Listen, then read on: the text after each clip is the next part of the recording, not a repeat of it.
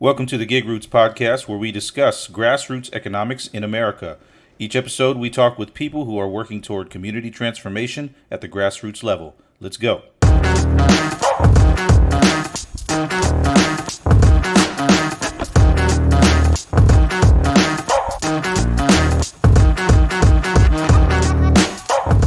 Nowadays, there's lots of discussion about the so-called gig economy. This is where an individual will carry some sort of side hustle, often in addition to having a regular job. For many people, this has become the new economic reality. During COVID-19, as millions have become unemployed, taking on self-employment or freelance work can be a way to provide much-needed income. What many people may not realize is that the gig economy is nothing new. In this episode, Aleka Thrash talks about growing up and watching her mother take on extra side hustles in addition to both parents working full-time jobs. Aleka herself works full-time while running multiple side hustles. She hopes to build a solid retirement for her family, but more than that, she wants her role as an entrepreneur to be about giving back to the community. Miss Aleka Thrash, how are you? I am well. How are you doing? What have you been up to since this whole quarantine began? Well, funny thing is, things haven't really changed for me outside of the fact that I don't have to physically leave my house to go to work when it comes to my day-to-day. So I do have a full-time job as an enrollment counselor at Cornerstone University. I work with adults who are returning to school, anything from the associates to the doctoral level.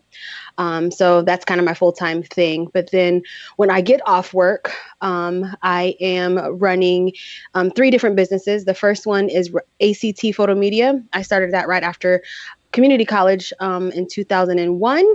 And it's a photography and multimedia company that has, been going strong ever since. That's what's been affected the most during COVID because all of our events really through September have all been canceled.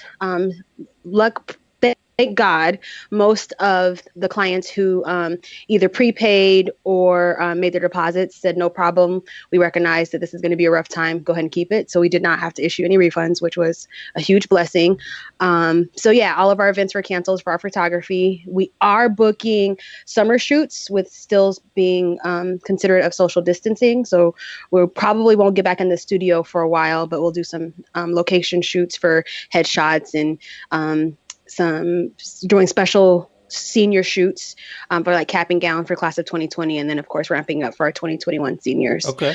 So you said you have 3 separate businesses. I do. Right? Yes. Okay. So the photography, and then what else are you doing? And then I have Naturally ACT. It is it started off as workshops to be able to teach people how to take care of their hair. When the natural hair movement started, there was few of us who knew what we were doing, so we all kind of just said, "Hey, let's teach each other." And that's where that came out of. And then it morphed into a blog and just continuing to do classes. One of the classes that I did was head wraps, teaching people how to tie their head wraps. And then last year that morphed into starting a third company, which is Wrapped by ACT, where I not only teach people how to tie their head wraps, but I also have a seamstress that hand makes them and I design them all. So you kind of have 2 of the businesses that sort of go together, and then separately from that, you have the photography business. Is that kind of how it goes? Kinda. So the Wrapped by ACT is separate from Naturally ACT because it's an actual physical product. I have to have inventory. It's like brand new for me. I've never had a physical product where I had to like get shipping together and all that. So it is separate in the sense of the physicalness of it, but it is tied into my natural hair and thing that I got going on. And so does all of this kind of wrap up into an overall brand for you? Kinda. So I do have like a website that is just my name, alekacthrash.com. And on there, I basically talk about like my purpose, why I do what I do, and then it lists everything that I'm a part of outside of my day job. So at the end of the day, it all kind of ties into me. All of the acronym for all of them is my name. So ACT Photo Media is representation of Aleka Thrash, and then Naturally ACT, and then Wrapped by ACT. So it all kind of ties into just my name. So when you're talking to friends and family and you're saying, you got a full-time job, then you're trying to get these 3 different ventures off the ground, I mean, do they just look at you like you're crazy? Absolutely not. So my mom was an entrepreneur. This is where I got it from. My dad was always the kind of person who just worked a full-time job and then took care of us for the most part when we were younger. And then my mom always had something going on the side. So she was a social worker by trade and then started like a counseling business on the side. And then she did a lot of peer advocacy work for children with mental health. So I always saw her like get off of work and then go help people on her own time. So that just kind of trickled down to my brother and myself. And my brother also, well, he's laid off right now, but prior to him being laid off, worked full time and then also does insurance and debt consolidation for people on the side. And actually just financial management all around. So it's just kind of been in our family. It's what we've always done. So something you've grown up with. And so how long would you say you've considered yourself to be an entrepreneur? Funny thing is, started to consider myself to be an entrepreneur after I did the spring GR class, which was last year. Even though I've had my photography business for over, oh, wow. Yeah, this year will make 20 years. Dang, I didn't even realize that. So even though that's been in full force for over 20 years, because I always had a full-time job, I never looked at myself like an entrepreneur. I always saw entrepreneurs as people who all they did was what they do. They weren't getting a paycheck coming in. But because I had a physical paycheck in addition to what I was doing, I never really coined myself as an entrepreneur. And then after I did the Spring GR program, my coach kind of was like, no, Aleka, you're putting in full-time work to what you're doing after your job. You just have that quote unquote cushion of having a paycheck in addition to what you're doing. So about a year now. So during this quarantine time, has it been easier or more difficult to try and manage all these different things? I think for me, it's been easier only because I don't physically have to be anywhere. I get to do everything within my home. And as a introvert, I love the fact that I don't have to physically go anywhere. So it's been easier in that sense. But it hasn't been easy in the sense of like, I realized today, it would be so much better to run down to the city to fill out some paperwork and be done. And I have to do it online, which is nice, but it's like the process, it could be done like literally right now if I could just go to the city building. But because of COVID, I have to do it online. And then of course they have limited staff in the building, so it's taking longer. So it's been just kind of an inconvenience for me, thank God. But it's also, I think, because of the type of work that I do. I can physically work from home on my day job.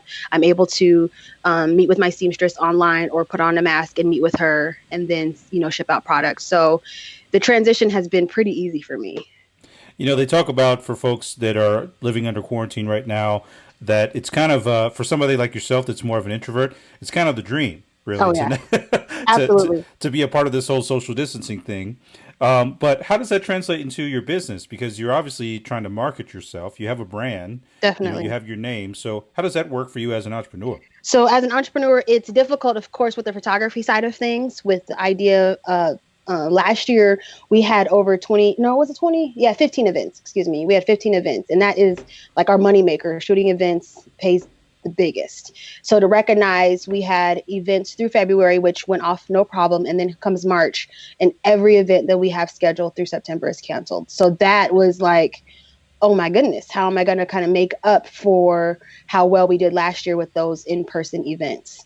The good thing is it kind of is giving me the opportunity to push forward when it comes to one-on-one shoots. So smaller family shoots or headshots, seniors, things like that. So it's kind of that when people always keep talking about that pivot, it's something that we've always done, but this allows us to focus on that more.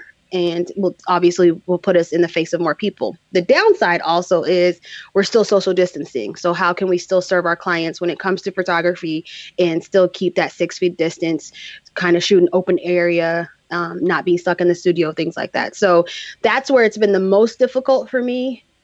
But for the most part, it's been good. When you say us, who's on your team? So I work with a creative director. Her name is Corinthia. She goes by Cece. She is a co-shooter with me, and then she also does most of my video work. So I started out as just doing photography and started to incorporate some video on my own. And then when she came onto the team, she basically took over the video side of what we do. And then she also is really good at helping me get out of my own head. Sometimes I'll shoot the same type of things constantly, and she'll be like, hey, try something different. So she does a great job of helping me stay creative and not getting kind of stuck in the day-to-day of what it looks like to take pictures of people. So Yeah. I want to go back real quickly just to your parents and talking about growing up within an entrepreneurial household. That you mentioned that for in the case of both of your parents, that they also had full time jobs, and Hmm. then they kind of had what's known as a side hustle, right? Yes. So, did you ever hear your parents when growing up? Did you ever hear them talk about what the possibilities were in running your own business, what it could mean for you guys as a family? For us, it was more of what are we doing to help someone else. It wasn't the idea of let's bring more money into the house or things like that. It was always first, what can we do to help someone else, and then in helping someone else, if that turns into some type of monetary gain, awesome, that's just the blessing from the Lord. So that was the initial part of it. And then as we got older, and my dad was really big on us reading a lot of books, and everything was a life lesson. I always think about like the episodes in the Cosby Show where the dad would like turn the whole house into the real world, and Theo had to learn how to get an apartment and a job and all those things. Episodes like that were like literally how we grew up. So from that aspect, it taught us to say, okay, we can have multiple streams of income, we can help people, we can live a life that we kind of dream of, but it's going to take work. And then also, oh, go ahead, you have a Oh, question. well, so you've been doing this for, you said, over 20 years now. So I'm just wondering, for you, what's next in your world? What sort of level do you hope to get to eventually? Well, number one, I'll be 40 in like 3 years. So my biggest goal is to be able to actually retire my mom. And my brother and I are working together for us to make enough money within our quote unquote side hustles so that we can fully retire her and she can live out the rest of her life just being happy and free. Um, so that kind of is like the base for, are we properly saving, are we making the right investments in the tools that we need to be successful as entrepreneurs, and then going back to that original focus, are we helping people? Selling a head wrap, that just makes me more money, but no, head wraps actually start having conversations with people. There's people who have hair loss issues and can feel beautiful by wearing a head wrap, or like my brother, he's financial advisor. So how can I help people get out of debt and understand money management? So it's not just about like, what am I doing to make more money, but what am I doing to kind of help others be better too?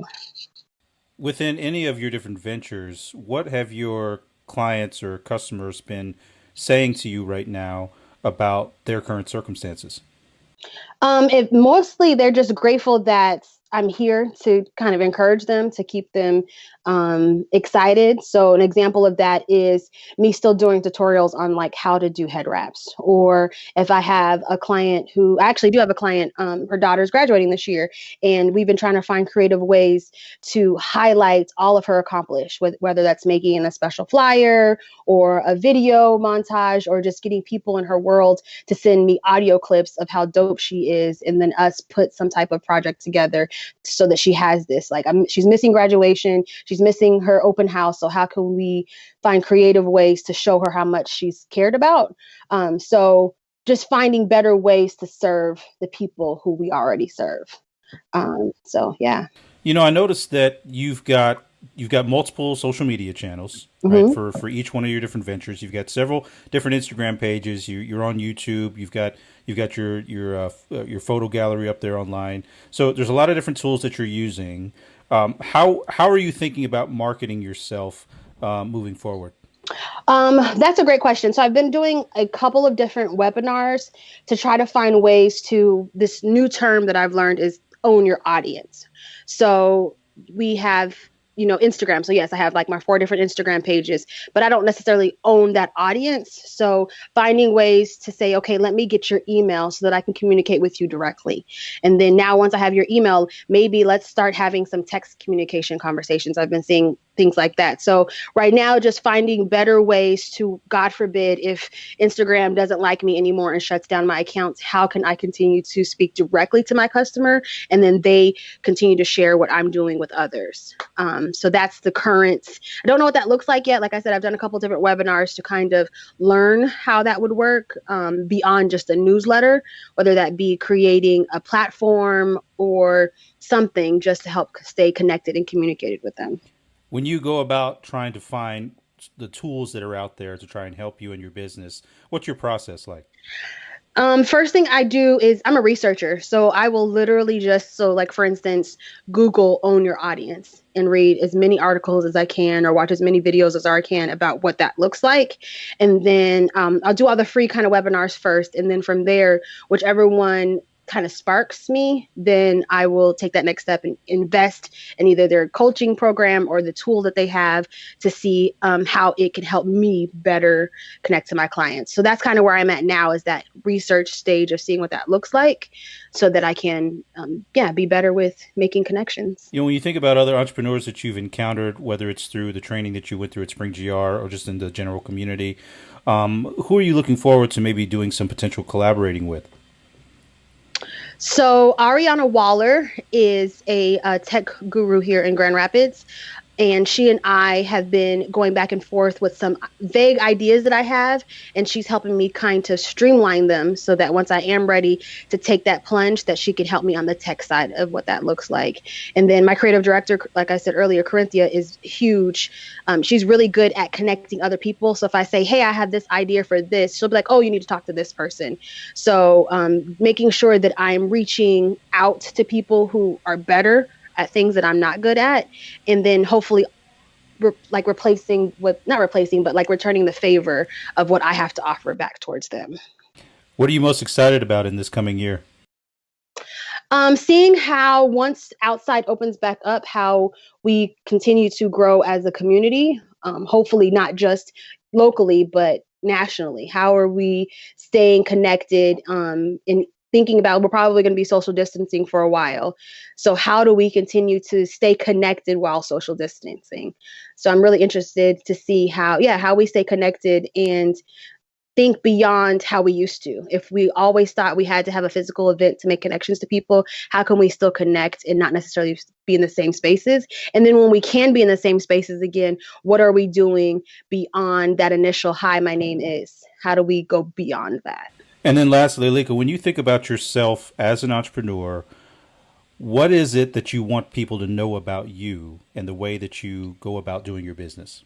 My biggest thing is being honest and transparent. I always think about when I watch other entrepreneurs who don't share their story, don't share how they messed up in the beginning.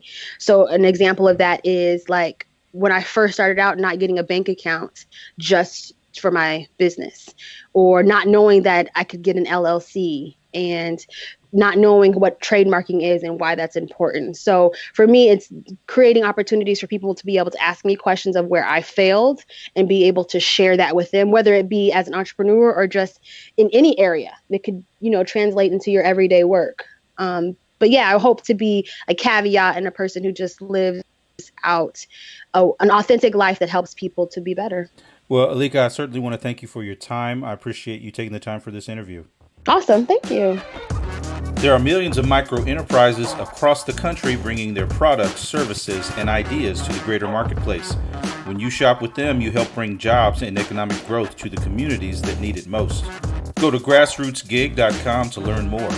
Follow us on social media, and be sure to subscribe to our podcast on iTunes, Spotify, or wherever you do your streaming. I'm Ethan Daly, reminding you to shop in place, to buy local, and to support grassroots entrepreneurship. We'll see you next episode.